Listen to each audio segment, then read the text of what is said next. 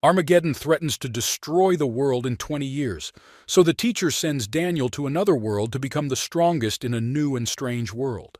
Daniel pretends to believe him, but suggests that he be tested for dementia first. But no matter how much he resists, he flies into the abyss, which the teacher decided to use to go to another world. Arriving in another dimension, Daniel immediately appears before three warriors and children in the clothes of ancient times. The warriors do not waste time and decide to attack the guy who just appeared in front of them. Unexpectedly for himself, Daniel discovers magical power in himself and repels aggressive warriors. They worship, immediately admitting defeat and surprising the boy himself. Two children immediately approach the boy, calling him their young master and thanking him for saving him. At first, Daniel decided to stay in this world to cultivate his energy and develop his magic. But soon he became a magistrate. Ordinary people began to turn to him, begging to help them. It turned out that in this world, power is occupied by scoundrels who brought only misfortune to ordinary people. Daniel decided to save this world. He will use everything he has and establish law and order in this world. The three warriors pressed the two children against the edge of the cliff, cutting off their escape route. They come at the children with swords, intending to kill them. Suddenly, lightning strikes between the attackers and the children. The warriors are preparing to attack the alien. The fog clears and a young man in modern clothes appears before them. He is surprised that he landed safely. The boy notices strangely dressed people in front of him and asks who they are. The strange children are very happy to see him and call him the young master. They rejoice that he is not dead. The attackers are also surprised that he is not dead and decide to finish off the young owner with their own swords. Daniel tries to stop the strange warriors and says that he has no complaints against them. Suddenly, a stream of energy erupts from the boy's outstretched hand, striking the attackers. Daniel himself marvels at his new powerful strength. Warriors fall with their foreheads to the ground and beg not to kill them. The boy is surprised that they surrendered without a fight. The attackers promise to return for revenge and run away from the cliff. The hero and the boy in strange clothes are surprised by the sudden change of events. The children rejoice that the danger has passed and reach out to the young owner. He tries to explain to them that he is not what they think he is. The children rejoice that with the new power of the young master Daniel, they will be able to defeat the goons from the Blood Moon clan and lead him off the cliff. Daniel remembers that only a few hours ago he returned to the Temple of the Burning Lamp. The teacher decides to tell the boy something important. The hero is wary of the master's serious tone. He remembers how, with this very tone, he sent him to the slaughterhouse to train him to kill. Or how, with a calm expression on his face, he beat the school principal who came to invite Daniel to high school. The teacher forced the hero to learn real fist fighting and the development of inner energy. But after many years of training, nothing has changed except the boy's physical form. The teacher says that he learned that aliens from polar stars are building weapons to destroy the Earth in 20 years. Daniel says that destroying the Earth is not that important. He suggests checking the old man's temperature and well-being instead. The teacher hits the boy in the face with a slipper for doubting the clarity of his mind. Daniel decides not to argue and do as the teacher says so as not to anger him. The teacher says that in order to prevent the destruction of the Earth, he will send Daniel to another world to study martial arts. It will take the boy 20 years to master hand-to-hand combat and cultivation. The teacher asks if the hero knows how to survive in a world filled with fighters. Daniel answers that you need to be persistent, loyal to friends and the world to the point of sacrificing yourself at any moment. As a reward for such an answer, the boy receives another slipper on the head. The teacher says that you can survive only by knowing when and where to run. And if it is not possible to run away, you need to admit defeat and call the opponent the master. Daniel thinks that his teacher is getting angry and has already started talking nonsense. The guy decides to do something, and when the teacher calls him after him, he decides to tie him up and send him to the hospital. But the teacher turned out to be faster. When the boy almost grabbed him, he jumped up and let the young man pass in front of him. The young man approaches a healthy pit and stops in time. But the teacher does not allow him to escape. He pushes Daniel in the back so that he falls into the pit. The boy does not have time to do anything and starts to fall into the hole and scream, asking when grandfather managed to dig such a hole. The teacher is pleased with himself because he spent 10 years creating this pit and activating it with his blood. In real time, Daniel and the children arrive in the city of Taipei. The boy starts training in the yard with a rock every day. The children are amazed by the sudden changes in the behavior of their young master. The hero learns not only simple fist fighting, but also how to cultivate and use his new power. Daniel is pleased, because the fighting technique he used, despite the pain, in the real world, turns out to be very powerful in this one. The messenger tells the officials that the young master has decided to hand over all the work to his deputy, Joe, for the time being. The officials are not happy that the young master has left them without instructions, but are confident that Tai Bai will be better off under Lord Zhou. Sheng Longxing, one of the officials, plans to take the post of magistrate, but for this he needs to lure Daniel out of safe territory. The boy runs to the young owner and informs him that someone has come to bring justice. Daniel decides to lead the court as a magistrate, which surprises the boy, who is not used to the fact that the young master can be responsible and audible. The trial begins. Madame Li pleads to help her. Daniel is handed a paper with a complaint written on it, but unable to read the ancient language, Tom asks the boy Qin Feng to do it. The boy reads that yesterday Hang Wei broke into the pharmacy and demanded money. He and his thugs smashed everything in the room and beat her husband. Daniel listened to the complaint and decided to conduct a survey of the participants in the case. He asks the woman if she has any witnesses to what. The woman cries, and the woman replies that only her family witnessed it. Madame Li assures her that she is telling the truth. The hero decides to ask Huang Vei, can he prove that he did not do this? He answers that he bought their pharmacy a long time ago and can show the contract. Daniel looks carefully at the contract, which is signed in the form of a palm print. The woman shouts that they beat her husband and made a mark themselves. The guy tears up the so-called sales contract, convinced that Madame Li was telling the truth. He shouts that the ink is not even dry, and they are trying to convince him that the contract was signed a long time ago. He orders everyone involved to be brought to him. Madame Li thanks Daniel. He assures her that while he is here, no one will commit crimes with impunity again. They say goodbye, and Daniel orders them to come if anyone will do any evil. Constable Ma tells the hero about the Shenong sect, which has been a threat to the city for many years. Daniel decides to end them once and for all. Another constable runs into the hall and tells that thugs attacked the pharmacy and stole Madame Li and her daughter. The constable says that many men died trying to resist. He says that he saw 4 great guards of the Shenong sect leading a group of thugs straight to the medical bench. Daniel decides to use this event as training and go straight to the Shenong sect's territory and orders Constable Ma to lead him there. The hero changes clothes and refuses the help of the fighters, saying that his strength will be enough. Constable Ma brings him to the nest of the Shenong sect in the stone forest. Daniel asks the name of the head of the sect and then loudly calls Sita Jinga. Members of the Shenong sect rush to attack Daniel, who does not even try to escape because he is confident in his abilities. The hero deftly runs between the soldiers, pushing them apart and heading for the gate. With one kick of his foot, he knocks out the heavy iron gate to the sect's territory. Suddenly, a huge figure appears in front of Daniel. They cross swords. It turns out to be one of the 4 great guards, Su Ji. He defiantly glances at the boy and promises him a quick death for his bravery. He admits that he was the one who stole Madame Li and her daughter and killed the town's constables, and says that his sword still thirsts for blood. Daniel quickly approaches Su Ji and brings the sword. The warrior does not have time to react and tries to jump away. The boy smiles as he runs past Su Ji. He says that pig slaughtering equipment works best on such scum. The warrior begins to choke and cough up blood because Daniel has cut his neck. All members of the sect lined up in front of the boy and promised him that they would kill him. The messenger runs to the sect leader and shouts that he has bad news. The leader tells him to calm down and tell. The messenger turns pale and says that the magistrate broke into their territory with a fight. Everyone in the room starts laughing, thinking it's a joke. The messenger says that Daniel has defeated Su Ji and moves towards the leader. The leader stands in front of the messenger and says that no one in this dimension is capable of defeating Su Ji. Another messenger comes running with a report and says that Elder Song has just been killed. The leader of the sect orders to capture the magistrate and bring him to him. Daniel stands before the defeated army of the sect. Such scoundrels deserve only a pig's death. The boy leaves the main gate of the sect and moves towards the forest. 4 scum are sitting around a fire discussing how much fun they had yesterday with the girl they stole. Madame Li and her daughter lie dead beside them. Daniel approaches them and says that this will be the last laugh that escapes their throats. He kills them one by one without showing any mercy. He promises that every scum who was involved in the death of Madame Li and her daughter will die by his hand.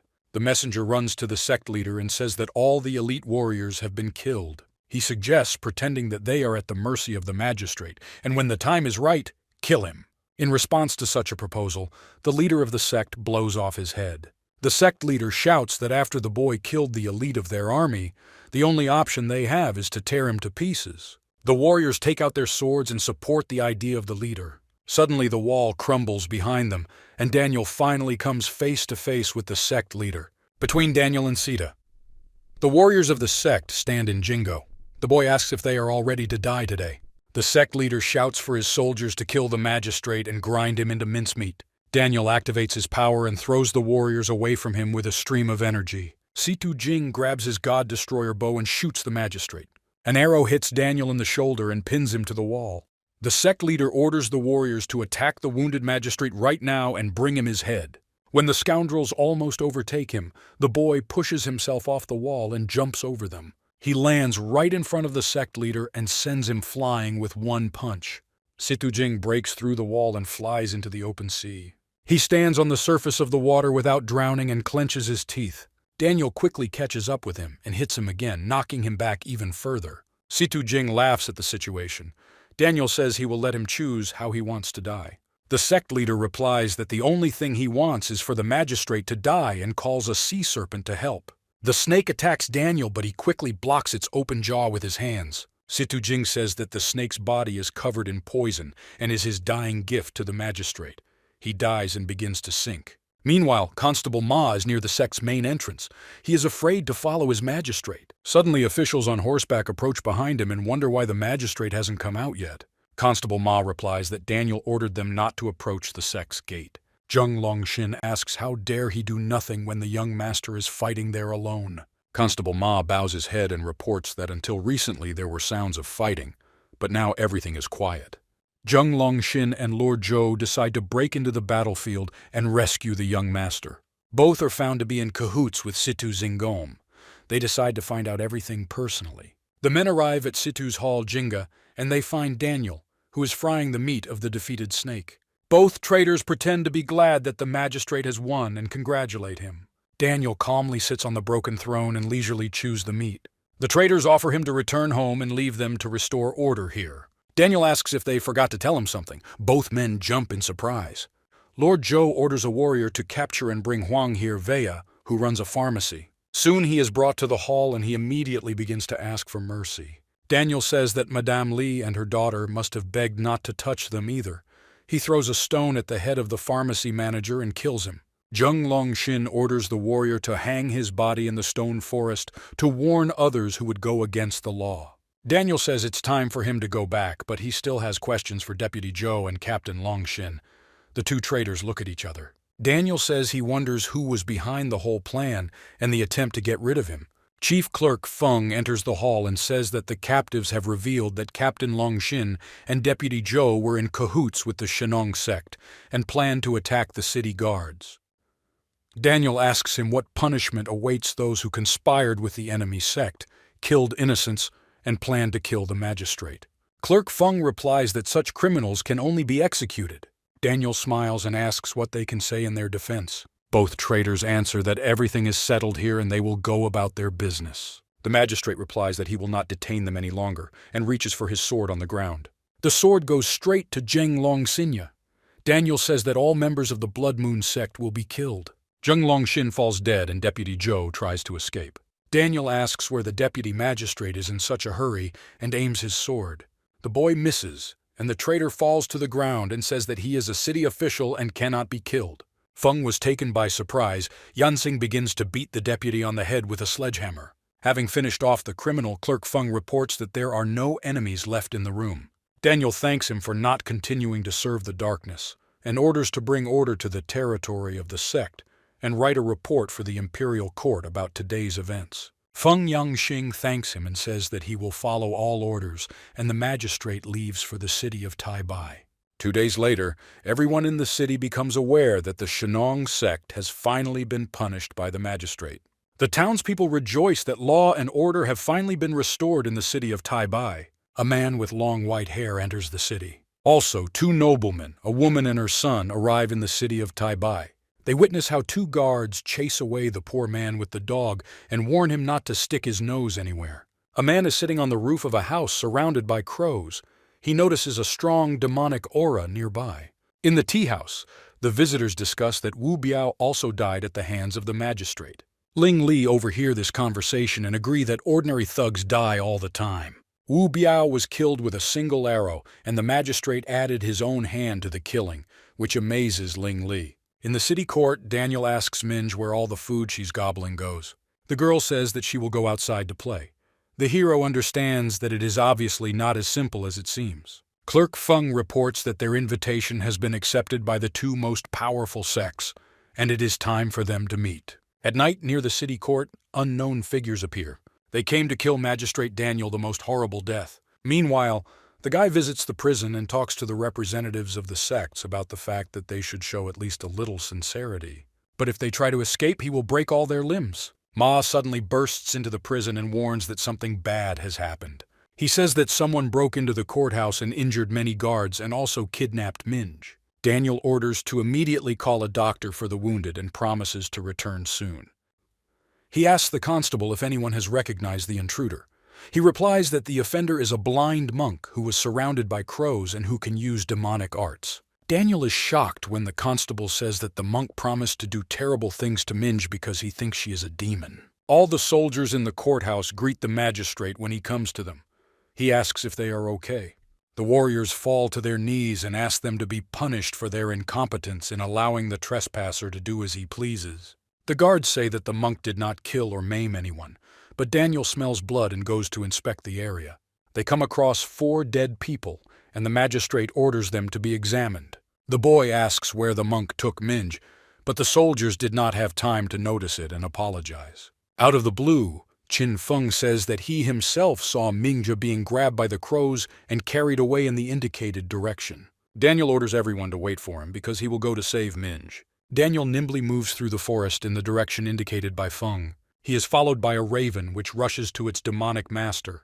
The monk senses Daniel's presence and says that he should not have come. Daniel asks why some monk needed to steal his assistant. The monk replies that this girl is a demon, and the boy is either hiding her on purpose or didn't realize it. The monk smiles and says that ignorance is not a sin and Daniel can go unscathed. Daniel says that there are bad people and good people, and the same applies to demons. The monk takes out his sword and gives Daniel a final warning to leave this place now while he lives. Daniel jumps up and swings his fist at the blind man. He unexpectedly misses and looks around. The monk asks how a warrior can fight for a demon's life, and the boy says that Minj is his friend and attacks again. The monk attacks him with sharp feathers, not letting him get close to him. Daniel covers himself with his hands and lands backwards.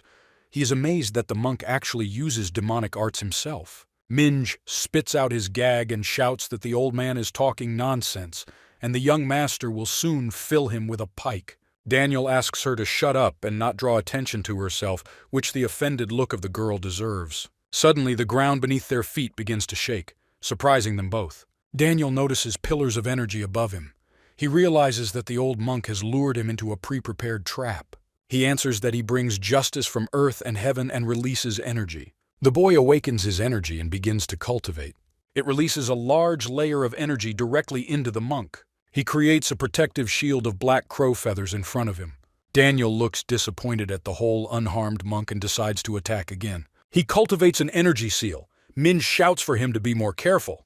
The boy attacks the monk again, but he barely manages to defend himself. Soon the monk's defenses cannot withstand the onslaught, and he realizes that he is in danger. The final blow hits the monk and the rock, kicking up dust. Daniel stands and yawns in relief because the monk really scared him. Suddenly, 2 figures emerge from under the waterfall, attracting the attention of the heroes. It turns out to be an old beggar. He is surprised that anyone was able to fight back the red demonic raven monk. The monk climbs out from under the pile of stones and asks the beggar if he wants to die with the two. The beggar says that the monk must kill only demons and not threaten ordinary people. The monk attacks him with a black crow feather, to which the beggar only yawns and scolds the monk's bad character. The monk says that the girl is a very strong demon because of the energy she emits. The beggar replies that having the aura of a demon and being one are not the same thing, and he is simply trying to warn the monk against a mistake. The monk replies that the heavens have pointed him to the girl, and he does not need help. The beggar says that if a monk kills a person, His sins will become so severe that he will not be reincarnated after death. The monk shouts that he should not talk nonsense and simply move aside. The beggar says that he will not allow her to be harmed and wants to accept her as his student. The monk begins to cultivate a new attack, not afraid of the beggar's warnings. But suddenly blood pours from his mouth. Someone imperceptibly attacked him. It turns out to be Daniel. The beggar looks at him in surprise. He runs up to the monk and anxiously asks how he is feeling. The monk just grits his teeth. Daniel says that the monk is bloodthirsty and even killed 4 people in his yard. The beggar replies that the old monk may be bloodthirsty, but he will never kill ordinary people just like that. Daniel realizes that if the monk attacked his men with full force, none of them would survive. Another earthquake distracts him from his thoughts. Minj looks around worriedly. The beggar notices a very strong demonic aura and shouts for Daniel and the girl to run away quickly. A loud explosion is heard. A column of water rises into the air. A huge dragon-like beast appears from the depths of the reservoir. With a wave of its tail, the healthy snake hits the rock on which the monk and the beggar were standing. Daniel grabs Minj and runs off the island, saving her from danger. The monk is amazed that such a healthy demon remained unnoticed by him. The dragon growls so loudly that the vibrations form sound waves. Trees bend from the force of his voice. Daniel hides Minj behind his body. The beggar and the monk are also saved. The beggar shouts that it is a snake that will soon become a dragon. The monk breaks out of his friend's arms, surprising him. He begins to cultivate to create a weapon that will help defeat the snake. He creates a sword and flies towards the beast. His eyes sparkle with energy. The monk almost manages to pierce the snake with his sword, but it growls again, sweeping away everything around it. Then the animal plunges into the water from which it recently emerged. Daniel runs with Minj in his arms and tells her to be quiet. The snake emerges from the water and notices the fugitives. The girl calls her brother King and asks where he is. He orders her to look after Xiao Yao and Yai and leaves with a bow behind her. A warrior with white hair rests in an old building in the middle of a field. He also senses a change in the energy around him. Ling Li gets dressed and says that he is going to bring snake flesh and blood to Zhou Ke. Meanwhile, Daniel and Minj escape from the snake, its tail landing next to them. The snake growls and releases a beam of energy from its mouth. The beam destroys everything around. The beggar barely manages to escape by jumping to the side. The beggar hides behind a stone and looks. He catches the snake's gaze on him. He runs away and shouts that he wasn't the one who bothered him just now. A monk performs a complex technique and whispers a prayer. His sword is covered in fire. He is ready to attack again. The monk attacks the snake, crawling into its back. But the beast is ready for this and strikes with its paw, which throws the monk back. He crashes into a rock and loses consciousness. Daniel doesn't understand why he couldn't just sit still. The beggar calls Daniel for help, but he decides to continue running. A snake hangs over the man. He clings closer to the stone. The snake prepares to attack the beggar, concentrating energy in its mouth.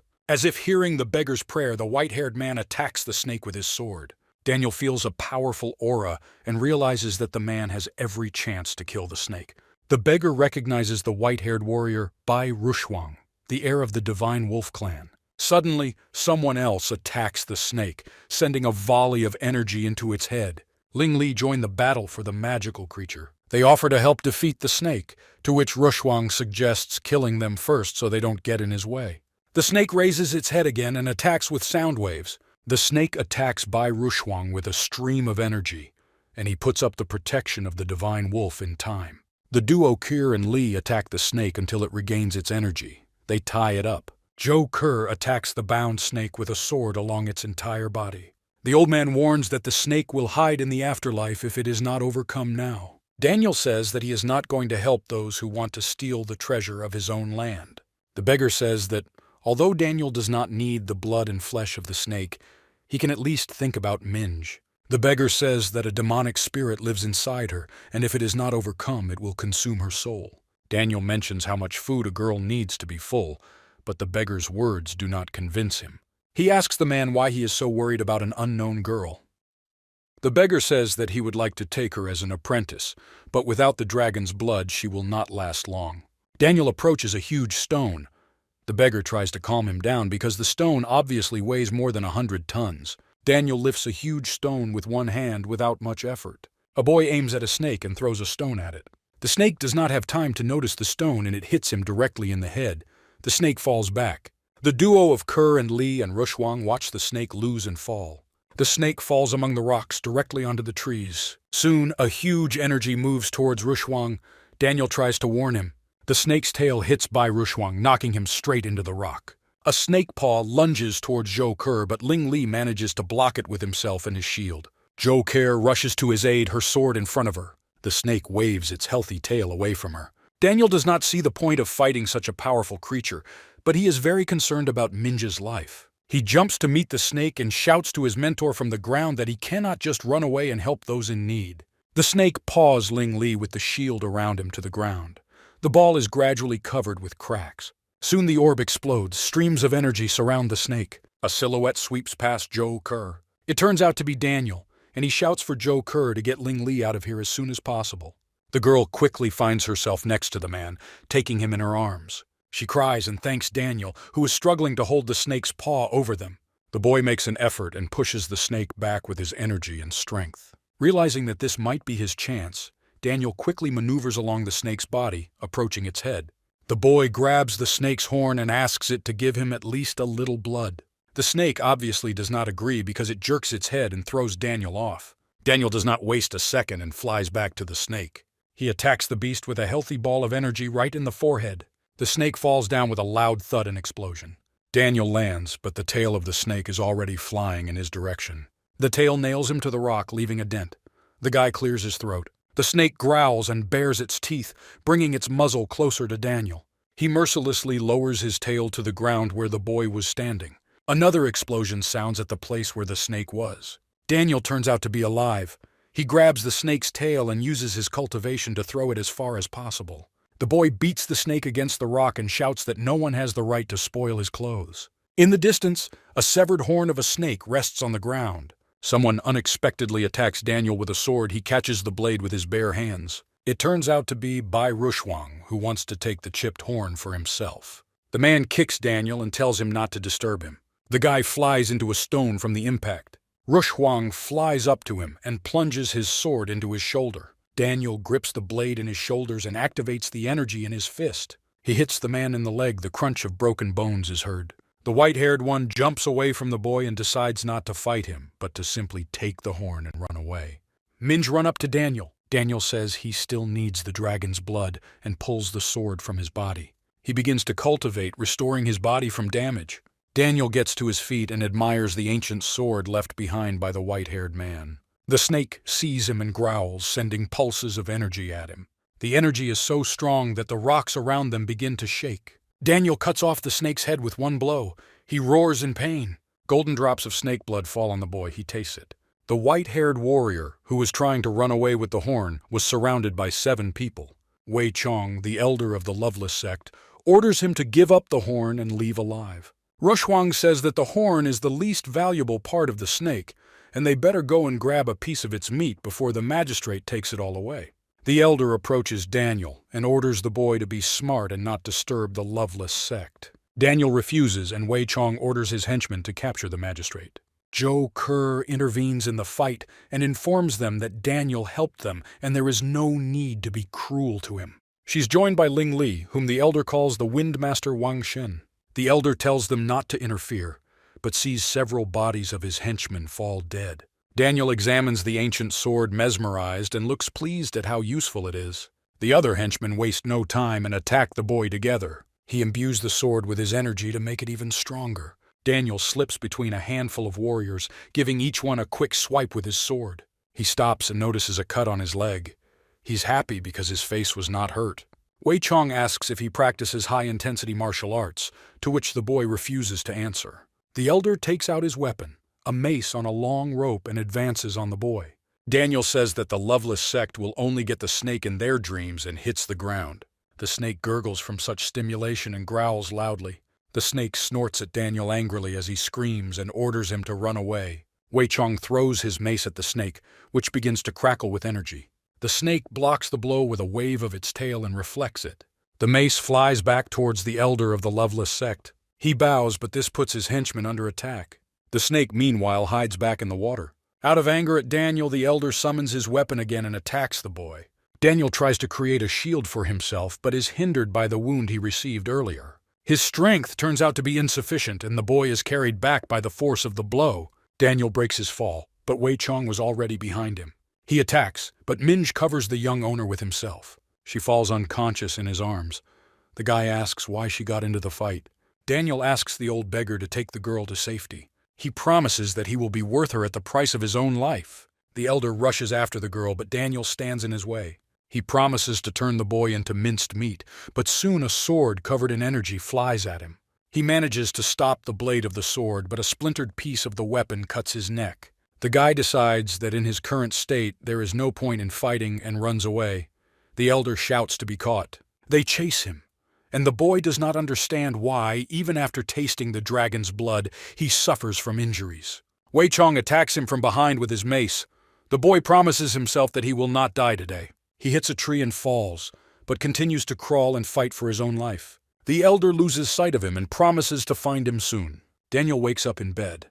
A waterfall roars outside the window. Wei found him Chong. He says that the divine wolf and loveless sects will not let him go just like that, and it is better for him to rest here for a few months. He says his name is Guo Yuking, and he is a fugitive who just wanders the world. Daniel decides that he can't just sit back and decides to develop his cultivation while his body recovers. 4 days later, Constable Ma and Clerk Feng, along with the children, are trying to decide what to do next while the magistrate is away. Meanwhile, the ambassador of Chang'an Prefecture approaches them. The man asks why the magistrate does not meet Zheng's master. The assistants reply that they cannot contact the owner Daniel at the moment. The ambassador hits the clerk on the head and shouts that it is impudence not to go to Master Zheng because of simple cultivation. A figure on a horse approaches them. The ambassador shouts that with such an attitude the magistrate will not be in power for long. Yuking returns home through the waterfall. Healthy fish are behind him. Daniel meditates, accumulating energy and improving cultivation. He greets the man. Yuking is delighted that Daniel recovered so quickly physically and energetically.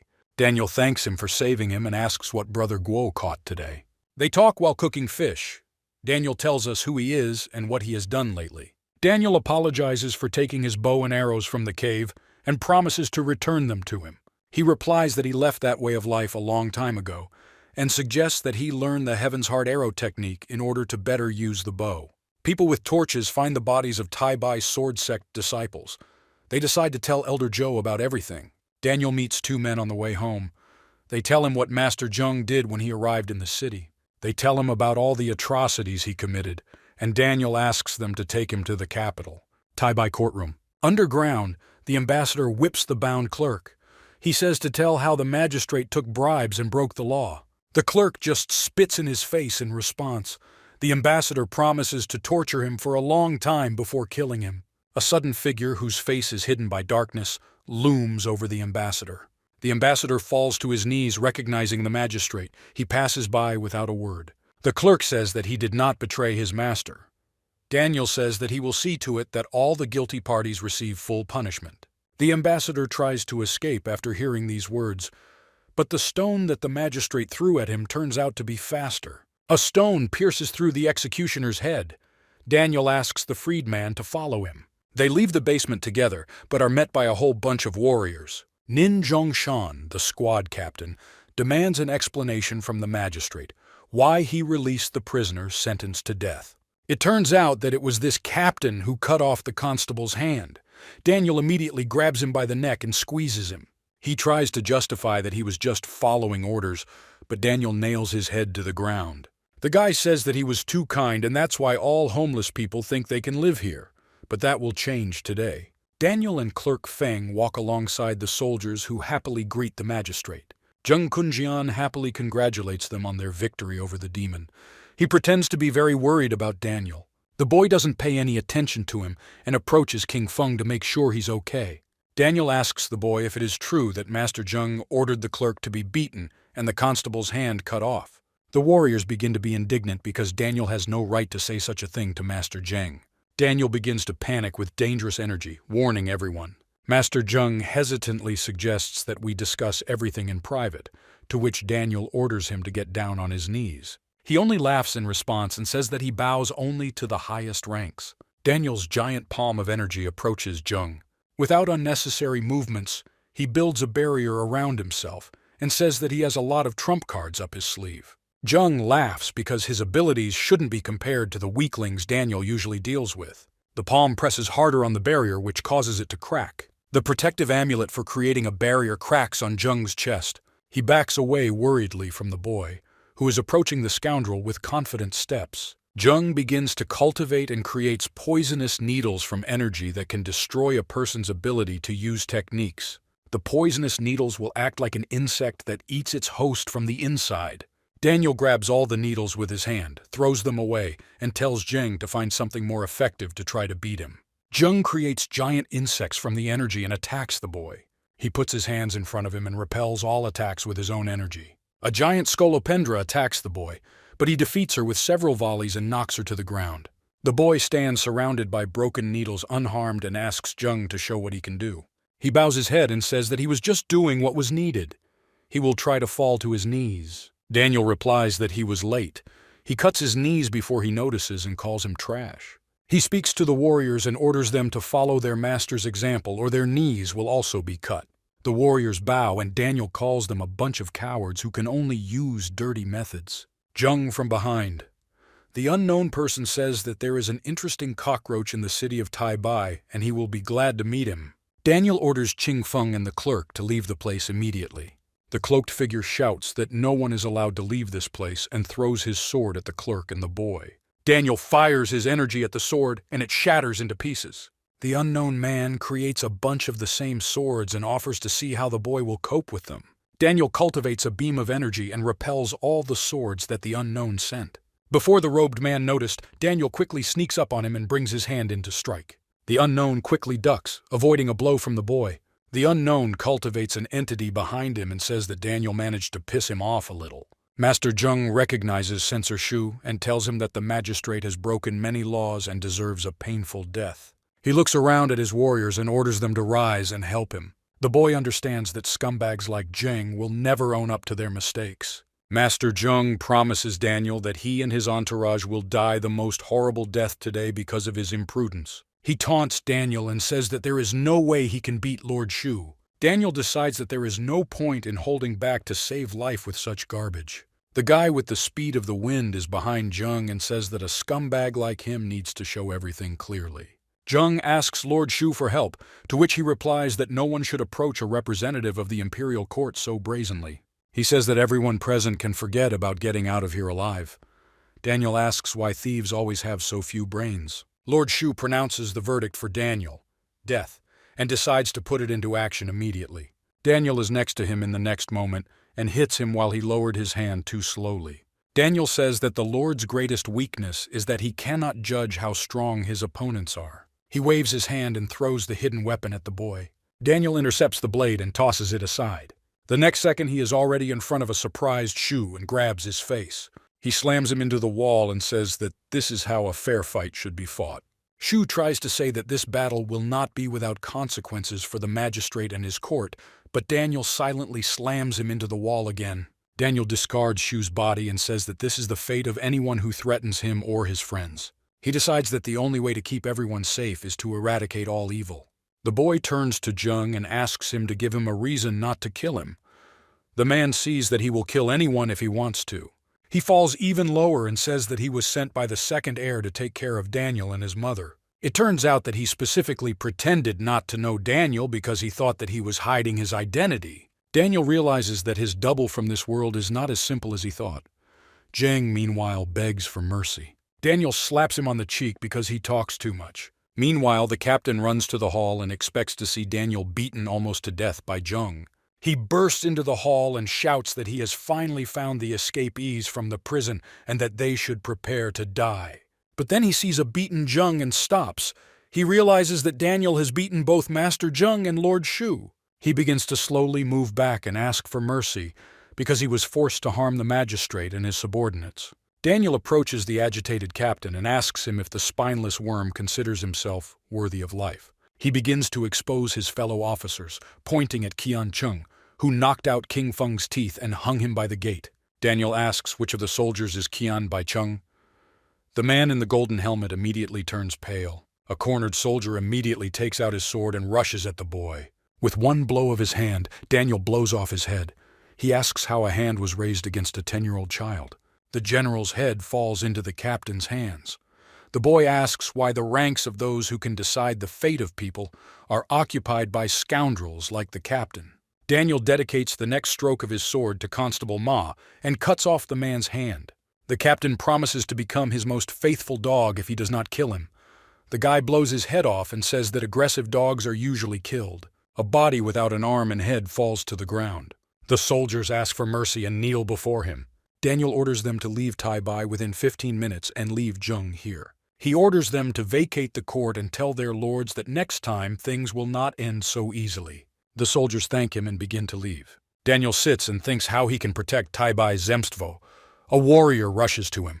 He kneels before him and announces that Tai Bai sword sect elder Zhou Zhenye is requesting an audience. Opening the gate with his foot, the sword sect approaches the boy without expecting permission. Zhou Zhenye says that he came to get an explanation from the magistrate about what happened to Zhou Wu and the 4 members of their sect in the forest. Daniel says he killed Zhou Wu but doesn't know what happened to the 4 sword sect disciples. His name is a liar. They say that he threw representatives of several sects into his prison and demanded a ransom so he could just kill the disciples. Daniel says that he will gladly answer all their baseless accusations. He says that it makes no sense for him to deny it and asks them to express all their claims to him. Members of the sword sect are shouting for the magistrate to go to their sect's territory and receive his punishment. They say that he is a murderer and demand that he apologize to Zhou Wu's father whom the boy killed. Daniel refuses to apologize, and the members of the sect begin to call him bad words. The elder shouts for everyone to calm down and back off. Daniel asks what exactly he can do to help the sect. The elder replies that such matters are decided by 2 swords. The elder promises that if Daniel withstands 2 blows from his sword, he will not disturb the zemstvo court again. Daniel agrees and asks the elder to take action. Zhou Zhenye suggests the magistrate to prepare first because his future depends on these 2 blows. Members of the sect rejoice that the magistrate will soon lose his head. Daniel sees the old man cultivating his sword and realizes that he has skills on par with Mustache Wei Chang'e from the Loveless sect. As the old man begins to draw his sword for the first blow, they hear a voice telling Daniel that he cannot escape this time. The elder leaves his sword in his belt as he retreats. He says they will meet another time when the magistrate has no guests. His sect members ask why he just leaves the battlefield and does not avenge his brother and his dead son. Wei lands between the people Chong. He angrily calls out to Daniel. Sect elder Loveless raises his huge mace and walks towards Daniel, surprised that he survived. He wonders how the boy recovered so quickly and asks who saved him and where he hides the snake's blood. Daniel knows that if he did not have innate abilities, he would not be able to reassemble his own body with broken bones. Thanks to Wei Chong had to go through such pain and suffering. He laughs, earning the elder's surprise. Daniel begins to cultivate and says that Wei Chong could have lived a peaceful life, but he chose to break into hell. The elder swings his huge mace above him and shouts that he will take the first blow. He attacks and asks if Daniel liked the feeling of broken bones all over his body last time. Members of the sword sect support Wei Chong because he opposes the magistrate. Deputy Zhou's father is happy that his son will be avenged. The elder shouts that he warned the boy not to run away and is not going to give him an easy death. The sect behind him loudly supports Wei Chang'e. When the dust settles, it is revealed that Daniel stopped the blow with a huge mace with one hand.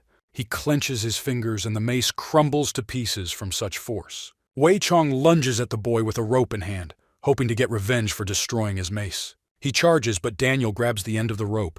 He says the elder is too weak. Daniel pulls on the rope and sweeps the ground with an elder. Daniel yanks mercilessly at the rope wrapped around the elder's arm once more, lifting him into the air. He crawls Wei Chang'e on the ground and shouts that he is the weakest opponent for someone like Daniel in his current state. In the end, the elder's hand cannot withstand such loads and breaks off. He decides that he needs to run away from this monster. Daniel seemed to read Wei's mind. Chang'e rushes to him and asks if he is going to run away from the battlefield. He slams him into the wall with such force that a crater remains in it. As the dust settles to the ground, a hero can be seen dragging Wei's body behind him Chong by the leg. Everyone talks about how the guy managed to defeat the strongest person in this world. The elder focuses on Daniel. Wei Chong asks what the hero is going to do. He answers that he will not make the elder suffer before death. The elder shouts that he cannot be killed because his sect will not leave the magistrate alone until he kills him. Daniel says that he will kill him quietly and also make everyone present pee. Wei Chong starts banging his head loudly on the ground and apologizing. He promises that he will never bother him again. But in reality, the elder is going to bring another sect master here to kill everyone who saw his defeat. Daniel tells him to be a better person in his next life and kills him with his bare hands. Daniel looks at the cultists and asks the elders if he wishes to continue the battle of the two swords. The elder says that he has already seen the boy's strength and is willing to accept the punishment for watching Wei die Chonga, but asks others to pardon him.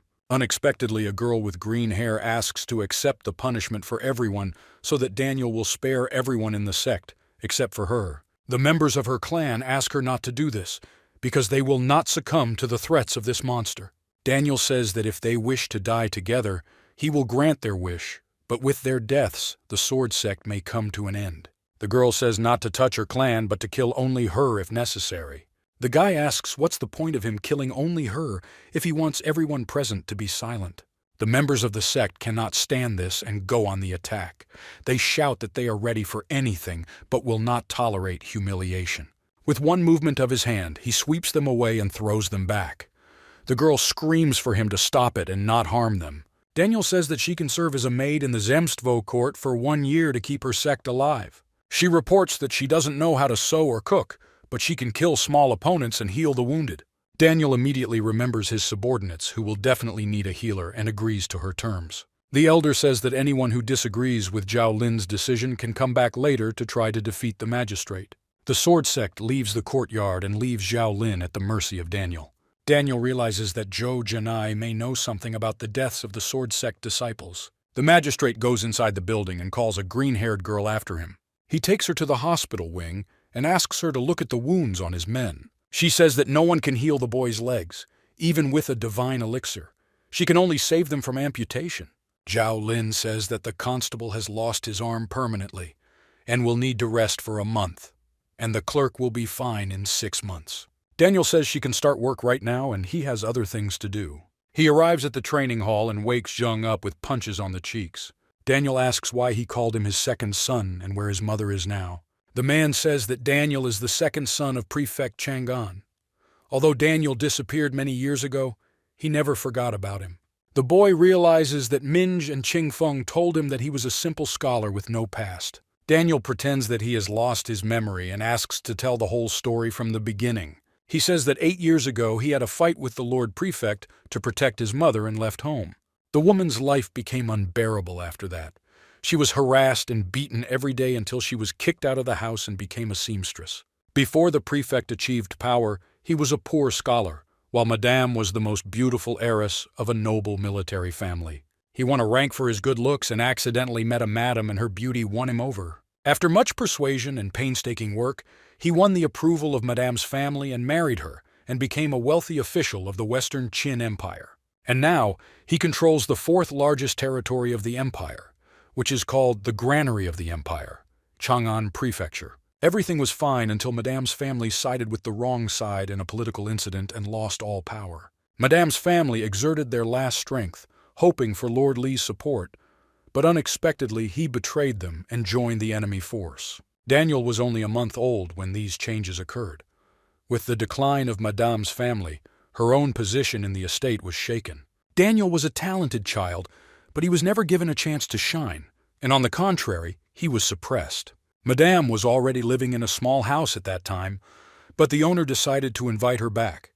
Daniel and his father quarreled. He said he would never go back until he made a name for himself.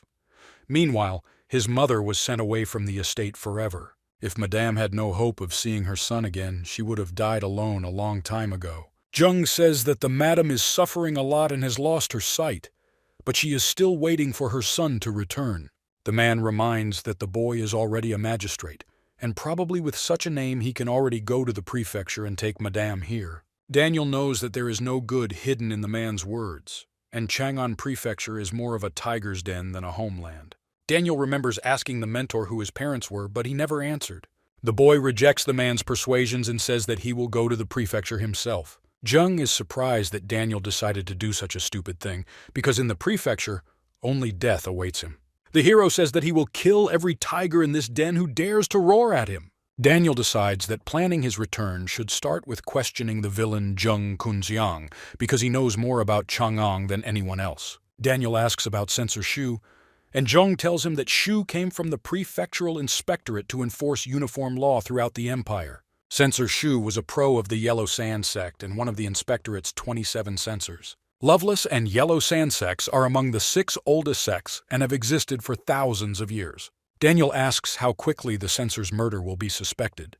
The man replies that with due effort he can hide it for 3 months. Daniel reckons that at the current rate of power development, he'll be so powerful by then that the inspectorate will run away with its tail. But he had already released the disciples of the Sword Sect, so it was unlikely that he would be able to hide it for as long as 3 months. Daniel gets up and calls the guards to handcuff Zheng to wooden blocks. Daniel says that it is therefore worth noting the location of Chang'an's military forces and sects. But if he hides something or lies, he must prepare for a painful death. Daniel recalls how many opponents he defeated and how he developed his cultivation and body in such a short period of time. And now he decides to master feng shui and the formations that his mentor told him all the time. He mentions what nonsense the old verse is, but in this world, those things can be of real use. Formations, according to the instructor, are protective structures formed between trees, stones, and figures. Waking up in the morning, he goes out and calls the guards. Time to experience the formations he had remembered in 2 days of meditation. The mentor told Daniel how important it is to choose the right landscape and feng shui to create a formation. He remembered how within the universe there was a heavenly emperor who created formations of stars and galaxies. Daniel does not believe the old man, for which he hits him on the head and tells him never to doubt the truth of his words. Daniel hands the guard a scroll with instructions on what to do for the formation and orders not to divulge these instructions to anyone. The watchman gathers the others to get to work immediately. Meanwhile, Wang Chun is watching the courtyard, wondering why the magistrate has planned such drastic changes. The man turns to the princess and asks if she knows why the changes are being made in the courtyard of the Zemstvo court. She answers that no. She asks if there is any news from the east. The man replies that in 10 days, General Tang's widow and the orphan will be transported to the city of Chang'an. The princess suggests leaving in 7 days and sneaking into Chang'an under cover. He replies that the traps for the princess have been prepared for a long time, and they are just waiting for her to be in Chang'an. Wang Chun mentions the spring incident and how there are only a few elites left on the princess's side. He asks to go with her, but the princess says that he alone will not be enough for the operation. The man suggests asking Daniel for help. With the boy's incredible strength, the chances of success will increase greatly. The princess refuses his proposal because although he is very strong, she has many doubts about his parentage. The princess says that in 7 days they will go to Chang'an under cover. The man bows his head in agreement. In the Sword Sect, a disciple asks the elders why they are still hiding the death of Censor Shu. He replies that there is no point in interfering. In addition, the sect leader and other elders supported the decision, so everyone in the sect is forbidden to tell anything about Zhao Ling and Censor Shu. To the boys' surprise, they all just agreed to leave Zhao behind Ling in the Taibai Zemstvo court for a whole year. The boy informs everyone that the elders have decided to leave Zhao with the magistrate for a whole year. The students are worried about asking for outside help, but some agree that they can't just ignore the plight of their beloved Zhao Ling. The students decide to save their older sister, regardless of the possibility of punishment from the sect leadership. The old man looks at the students and praises them for their devotion to their idea and to each other, because it is these qualities that will help the sect to exist. Daniel marks important places with red crosses on the map. The guard informs that the construction of the structure is complete and asks to take a look. The guard shows Daniel what they have done with the territory of the Zemstvo court, according to his instructions. The guy thanks them for their work and orders everyone out of the court until he allows them to return. Daniel remembers his dream last night. A silhouette approached him, welcoming him into the dimension of the divine battle stars. The man says that the hero needs to speed up his cultivation and teaches him the divine thunder formation.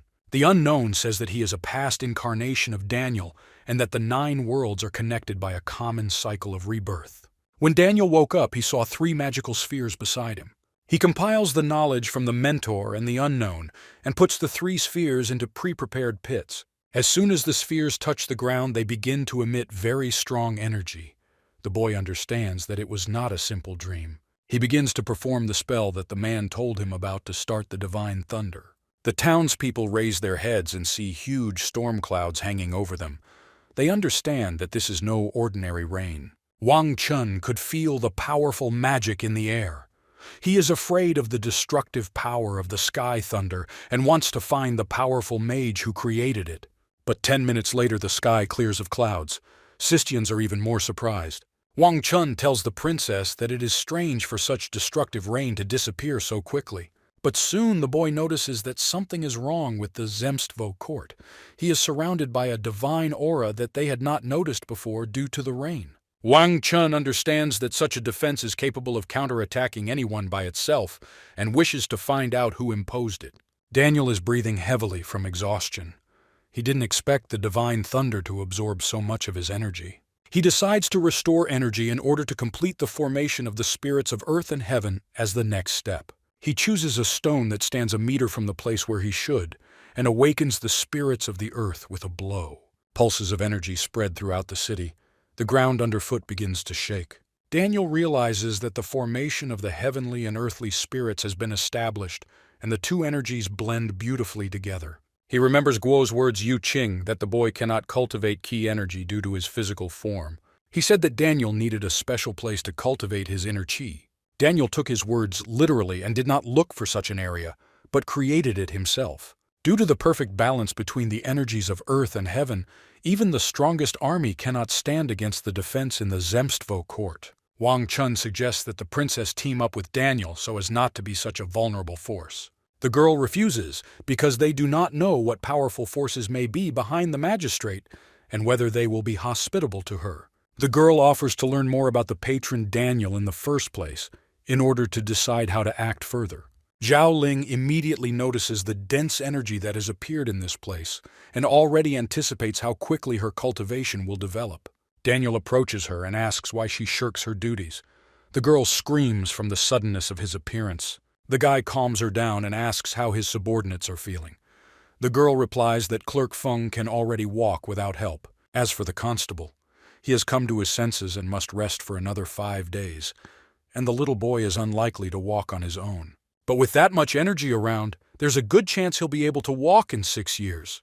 But the energy level must be constantly high. Daniel is surprised that recovery depends on energy density, which surprises the girl because it is Kai energy that is responsible for health. The guy says that he's going to maintain this energy all the time, to which the girl laughs because she thinks that it was an anomaly that caused this energy. Daniel leaves and says that the girl needs to be a little more careful and have faith in him. The guy enters the hospital and wishes everyone a speedy recovery. The men say it's all thanks to Zhao's hard work Ling. King Feng thanks him for taking care of him, and Daniel promises that he will definitely find a way to heal his legs completely. The men say that Minj never returned and they sent several search parties to rescue her, but all in vain. The guy says he knows where she is. Although he agreed with the beggar that they would meet in the Zemstvo court, he never appeared. The boy says that he is going to Chang'an to bring his mother. The clerk replies that he must be careful because he has every chance of dying. Daniel gives King Feng 3 jade tablets for safekeeping. He explains that they are responsible for the security of the formation around the Zemstvo court. Even if someone with a master level thought to attack them, the defensive formation would hold everyone back. The clerk promises that they will keep Tai Bai intact until the master returns from Chang'an. The next day, a small detachment advances to Chang'an. Daniel took Zheng with him to guide him. The girl says that she can be trusted and that she will take care of the health of everyone here. Suddenly, a swordsman appears on the horizon. This is Zhao Yu, an inner circle disciple of the sword sect. The second disciple rejoices because Daniel has no chance to stand up to the phantom swordmaster and they will definitely take Zhao away today, Ling. The girl says that she will definitely be home today, to which Daniel replies that she is needed here to take care of the wounded subordinates. Zhao Yu says he will honor his Shodo mentor's agreement 2 sword strokes, and if the boy couldn't stand it, they would take Zhao away, Ling. But if Daniel wins, Zhao Yu will help him survive in Chang'an. Zhang understands that with the help of this swordsman, Daniel has every chance of success in the operation. Zhao Yu begins to cultivate and prepare to attack. He announces the first sword strike. He throws the first punch and calls it moonshine. Daniel understands that the damage radius is small, but the impact will be concentrated. He puts his fist forward and blocks the power of moonlight with his energy. Zhao Yu tells him to prepare for a second strike called the Devastated Moon. Daniel sees the subordinates behind him and doesn't understand if Zhao Yu is trying to kill everyone here. Daniel summons the power of the earth spirits, which stops the second sword strike. Zhao Yu says that he has not met worthy opponents for a long time, and it is very difficult for him to stop in time. Zhao Ling shouts that his brother had to finish in 2 hits. The man tells the hero that the trip to Chang'an will be very interesting. Zhao Yu was taking a risk when he summoned such a strike, but Daniel confirmed his dignity when he did not shy away but defended the weak. The man says that Zhao Ling stayed here to train and he would take the boy back and forth and then take her home. Daniel asks if Zhang is happy that they have an extra escort. He just smiles embarrassedly and nods. At the end of the day, they reach the city of Ping'an.